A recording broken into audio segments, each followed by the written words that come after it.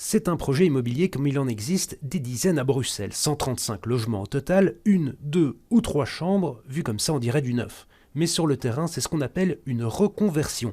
On atteste les noms d'entreprises à l'entrée. Il y a quelques années encore, des employés se bousculaient autour de l'accueil. On se trouve ici sur ce qui est aujourd'hui une verrière, va devenir la place centrale du projet. Donc il va être semi-minéralisé, semi-jardin, puisqu'on se trouve aussi au-dessus du parking qui lui va être maintenu. Ce promoteur s'est lancé dans la reconversion d'immeubles de bureaux il y a une douzaine d'années à la suite de la crise financière. Et le boom ne s'est jamais vraiment arrêté. À Bruxelles, le nombre de bureaux augmente et avec lui le nombre de bureaux vides. Ici à Woluwe, mais aussi dans le centre de Bruxelles évidemment.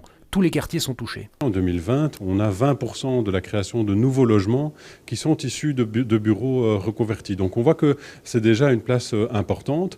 La question, c'est évidemment de savoir comment est-ce qu'on peut accompagner ce processus-là, parfois l'accélérer dans un certain nombre de cas, voire l'accompagner sur le plan urbanistique ou planologique. Parce que l'enjeu dépasse celui de l'immeuble en tant que tel, comme l'affectation du bâtiment change. Il faut des équipements, crèches, écoles ou des commerces. Et puis, le plan de mobilité est différent, ce qui peut inquiéter les riverains. Ici, rue Nervel, c'était une petite rue tranquille quand on est arrivé ici. Maintenant, bon, elle a l'air tranquille parce qu'il n'y a aucune voiture, mais quand il y avait les bureaux, c'était bourré du matin au soir.